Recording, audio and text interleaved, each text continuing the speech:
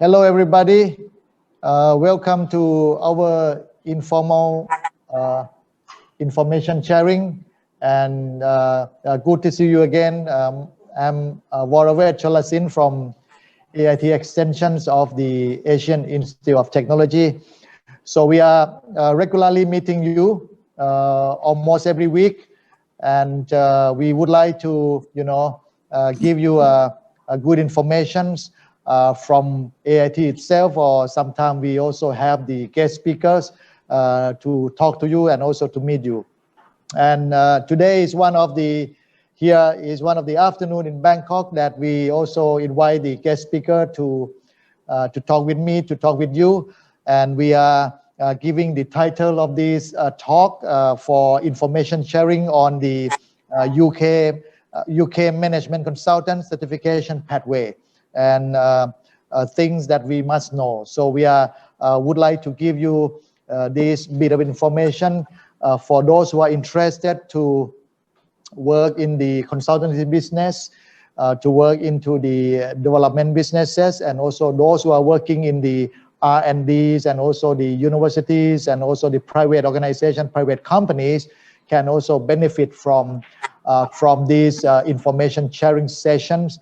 We are bringing the expert and also the trainers to you so that you will know information about how in England, in the UK, United Kingdom, they are working on the certifications of the management consultant, which in many countries we don't have that because we do not have the organization to oversee or to give the certification to the consultants. But in England, in UK, we do have that, so that see how we can make use of that certifications to other countries.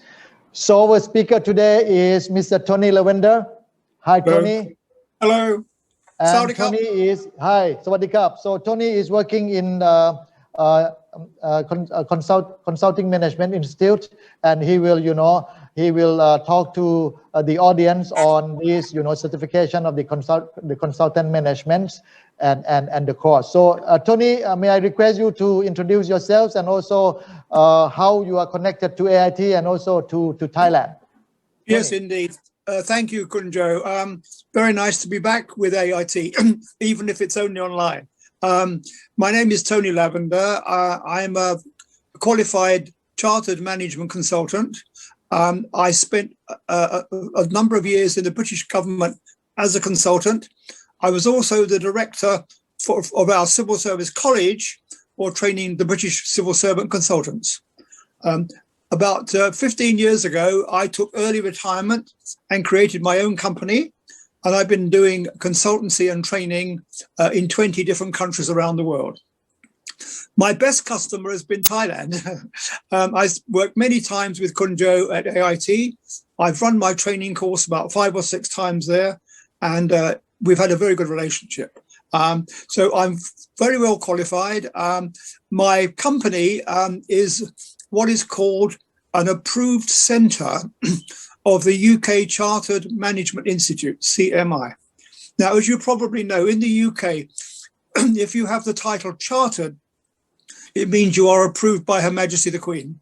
So the CMI is a top-level consultancy and management body in the UK, and it organises a range of training courses and qualifications. And the course that we run is part of that system.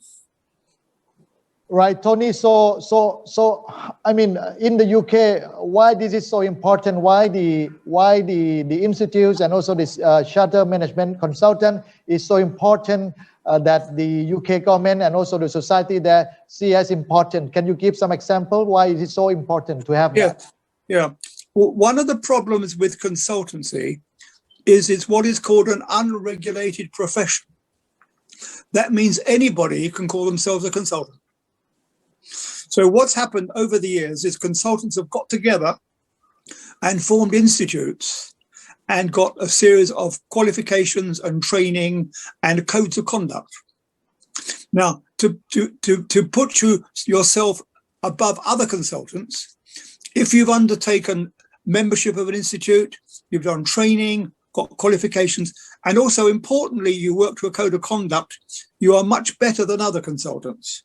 Now, in this country, as I mentioned earlier, the title chartered means it's very high level. And the courses that the CMI run are actually controlled by the British government. Okay, so the British government has a department called Office for Qualifications, and they audit and check the CMI, and the CMI audit and check me when I'm running my training courses. So what this means is when you're attending my course, that course is actually controlled by the British government. So we have good quality standards. Oh, okay. So I noticed that in the name of the institutions, you say the management consultant. So is these organizations is focused on the management consultant, or is can also qualify for other the technical consultant, for example, the engineers, you doing infrastructures, or the healthcare, so on and so forth? That's a very good question, Joe.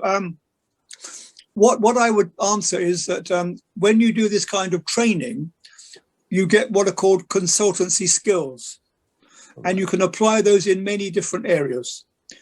The consultancy training concentrates very much on the soft skills, human relations, getting people motivated, persuading them to adopt your recommendations. So it can apply in any sector. So very often we have engineers or scientists who can do the consultancy qualification as well. It's called management consulting because basically we provide advice to management. That's what the management bit, but it can actually apply to any sector. Right. And another thing that is also make me curious about is about, now you say that the UK government, have this qualification center for this charter. Is that anything that the CMC and CMI is doing is tend to be more like a government works, or it can also apply for the private consultancies? No, the course itself covers both the public and the private sector. We have many people working in the public sector in consultancy, like in the big government departments or the National Health Service or the parastatal organizations, but also very much in private sector as well. In fact, there's a very big market for advice to SMEs, small and medium-sized enterprises. So the consultancy training covers a wide range, includes both the private and the public sector. Right. And I think when I talked to Tony, I think 2 years ago, Tony also told that, Tony used to work with the Office of the Civil Service Commission in Thailand, and that's also applied the same course. Tony also working with the Office of the Public Organization Development Agency in Thailand, and also applied to the same course. So this course is not only, the program is not only for the private consultancy, but also for the public consultancy skills that can use for both. And also you did some work in Cambodia. Can you tell us about that? Yes, I've run this training course in Cambodia as well. And that was actually for the Cambodian government. It was funded by the Cambodian government, but it was actually, the delegates were actually, some were from the government and some from the private sector. So it covered both sectors. Right. The course is very wide. Yeah, very wide. Right, very wide. And what is the coverage of the course, Tony? So when you are talking about the trainings, and what is the range or the duration of the course that, one is interested to participate and want to get the certification, what is the coverage? Let me just explain that the program is in two parts. The first part is an approved course of the CMI, which is what this course is. What we're planning on doing is running it over a 10-day period with 5 days, with 2 hours each day, with a rest in between. So that's the plan. Now, if you complete the course, you can go further to get qualifications from the CMI. You can get an award or certificate in professional consulting, but you have to take module work for that, and that is done after the course, and I provide you with a lot of mentoring for that. However, if you just want to do the course alone, you can do that. You get a certificate of attendance. But I would strongly recommend any delegates who want to do it to think about going further and getting the other qualification. Now, if I can just explain what the course does, basically. It's a very wide course. It covers both the private, public sector. It covers theory and practice. It starts off talking about the consultancy environment, the area we work in, the consultancy profession. It talks about change management, risk management. Very importantly, it also covers what we call the client relationship. Right. This is how a consultant gets the confidence and trust of the client. We also, I also take them round a very good model, which is called the Consultancy Cycle, which is a logical way of doing a consultancy. So the course is structured around that. So we do the client. We also do project management of consultants. The course also covers skills and techniques. And it also covers what we call communications for consultants. That is report writing, presentations, and negotiations, because negotiation is very important. In addition to that, we've now updated the course so it includes the ISO 2700. This is the international standard for management consultancy. So on the course, you will learn about the ISO, how to apply it, and then when you finish a project, you can say in the project, it was undertaken in accordance with ISO 2700. And also, you can also advertise yourself as a consultant that's working in accordance with the ISO. So this is a very important development. It's a very good ISO. It explains the relationship between the client and the consultant. See, one of the troubles with consultancy is there are a lot of bad consultants, people that do not a good job. Okay, what we call cowboys. They ride into town, rob the bank and ride out again. Okay, so we need to make it professional. And the idea of the ISO is it gives a very firm basis for the consultancy for both parties. And we cover this on the course. On the course also, I'm very keen on case study work. So the delegates will work on a case study. I also give them a lot of documentary support, and I give them a manual and handbooks. And if they go for the qualification, I give them model answers and selected readings. And I also mentor them very closely if they're actually undertaking the module work. Each module takes about 100 hours, okay? But I would strongly recommend people think about that. But that's a second stage after the main course itself. Right. So how is the qualification works? Say, for example, is that necessary that if we get the certificate from the UK CMI, is that will be the disadvantage that we have to work the business which is related to the UK, or we can apply this qualification to everywhere in the world? This is an international qualification. It's based in the UK because that's where we are. And our standards, everybody knows British standards, British quality, and the British rigor when we actually do the qualifications. So they know these qualifications are good. Okay, so they apply to different countries as well. Right. The big advantage is that supposing you've got two consultants. Right. One has joined an institute, has done training, and got the certificate, and got a code of conduct. The other consultant doesn't have any of those. Right. If you're a client, which one would you choose? That is the selling point of this course and this qualification. It gives you a professional status and puts you above other people. Right. I think the first thing that I can now understand is that there is the first step is to attend the course, and then we get the certificates of attendance. That for the basic knowledge of to becoming management consultants. But if anyone in the audience or any other interested person to go for higher level, you can also take the exams or extra work from the course and be able to get the certificate from the CMI. So there are various pathways. It depends on the interest of the people, and also experience. So actually, what would be the type of the audience or the delegates that you are looking for? I mean, to advise them to join the course. What is the experience that they should have? What is the qualifications or any background that they should have for these two types of the certifications? Yeah, thank you, Joe. Good question. First of all, there's no entry qualification, but normally most people have a degree, normally. Okay. Most people in Thailand have a degree now, so no problem. There are three basic markets for this course. Okay.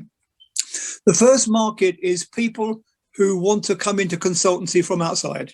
They've got no knowledge. They come off the street. They want to be a consultant. Okay. The second group is experienced consultants who want to get qualification. And the third group is the people that employ consultants. They want to know about how consultants work. So they are what we call an intelligent customer. So they can understand and get the best from the consultant. So there are three sectors, basically. The vast majority, in my case, come from the first one. People coming into the profession. However, what's also interesting is that the way the world is changing a lot, people may need to have a second or third career. They may be in an industry and then become redundant or retrenched or whatever. And to become a consultant is quite a good way of working once you've got experience in a sector. So there's a lot of people join my course, like people who've been in the armed forces or the police or industry that want to go into consultancy. So these people are in their mid-40s, mid-50s, and they make a good section of students. So there's a number of sectors, basically, but the vast majority are people coming in from the street, basically. Yeah. So that is very interesting. And also, I think when referring to what you are saying about the ISO standard, also is also very, very attractive, because they also learn of how the ISO also being the guideline for the consultants to perform in the businesses. And actually, this is opening to every audience group or the interest group to know about being the management consultants. And so these people, I mean, the course, if it is good for someone who already in the consulting businesses, so you see that this can also enhance their skill and knowledge in dealing with the projects. Is that bring to them to become like a project managers or project directors or coordinators? Is that something like that, or they have to go in depth into the consulting, technical consultant? In what way it works? Well, for existing consultants, the big advantage is that this gives you an independent professional qualification, and you can use that in a number of areas. You can either use that when you're acting as a consultant, or it will also help you to be a project manager or a team leader. There are a number of aspects here, because on the course, we actually cover project management of a consultancy. So you know how to project manage. You see, a consultancy is a project, and it has to be project managed. And we cover that on the course. Yeah. Right. What is the, those who are, would like to, join the consultants business on the first day after they graduate, is that also good to attend the basic course? Oh yeah, very, very much. You see, the thing is that if you want to become a consultant and you have no experience, if you try to apply to companies to join them, they will say, "Why bother? You've got no background, no knowledge, no experience." So if the delegate can say, "Well, look, I've actually done a training course, and I've got a qualification from the Chartered Management Institute in UK. So I'm actually professionally trained and qualified," that will help them a lot to get a job. Yeah. Tony, can you tell us about the higher level qualifications or the certificate level, especially the exam part? How this exam part would enhance their skill, and what is the benefit that they can get from this part? There is another level of qualification, the top level one, which is called Certified Management Consultant, CMC. Right. This is an international qualification, and to undertake it, you have to have at least 3 or 4 years experience as a consultant, and you have to have done at least 2 or 3 projects. And the way it works is that you would apply to your national institute if you've got one in Thailand, if it's still going. If not, you can use the one in UK. Now, the way it works basically is that the delegate completes a very complex, detailed application form. with details of 2 projects and references. And then the assessor in London will interview you by telephone. Take about 2 hours, okay? And check everything out. And if you've done all the things required, 3 or 4 years experience, done projects, got references, and you've answered all the questions, then you get the CMC qualification. What that means is you can use those letters, CMC, after your name. And this is recognized in about 40 countries around the world. Oh, this is an international qualification. Yeah. Okay. And Tony, say if COVID do not going very fast and we have to offer this program online, so will that work? Because this type of skill we need also maybe people-to-people interaction. So how we can make sure that the online thing can also really make it work in the course? No, I mean, Joe, that's a very important point actually. I much prefer face-to-face, but we have to live as we are at the moment. I've already run 2 courses online, one with Malaysia and one with Brunei, and it worked reasonably well. Okay, you're quite right. You don't get quite the same interaction, but if COVID improves in Thailand, and I've now been vaccinated with 2 jabs, so I can travel.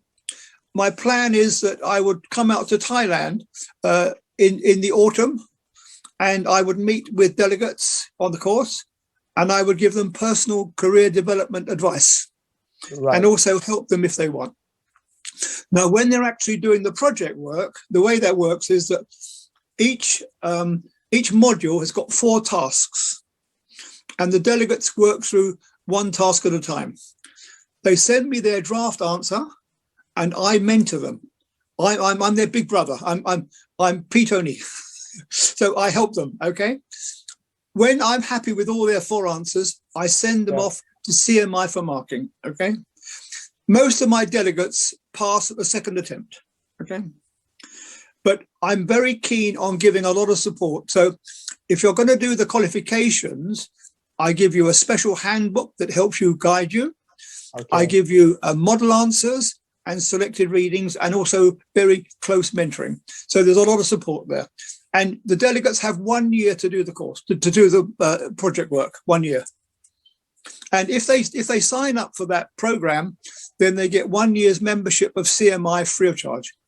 So since we have to take this course, and then it has to be in English, how much attention that you have to give for the audience or the delegates, that they have to be able to have the skill in writings and listenings and interaction with you, so on and so forth. So do they have to worry about that when they are doing exercise or assignment to you? I mean, how is that making them, kind of, Yeah.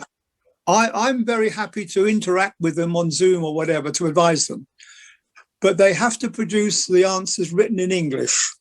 And what often happens is that the delegates may get somebody to help them with their English, and that's allowed, providing they don't change the meaning of the answer. If it's just improving the English, that is allowed. Okay, so I'm afraid we have to work in English. That is the rules of the institute. Okay. Right. So Tony, but I've had many Thai delegates who've got past it very well.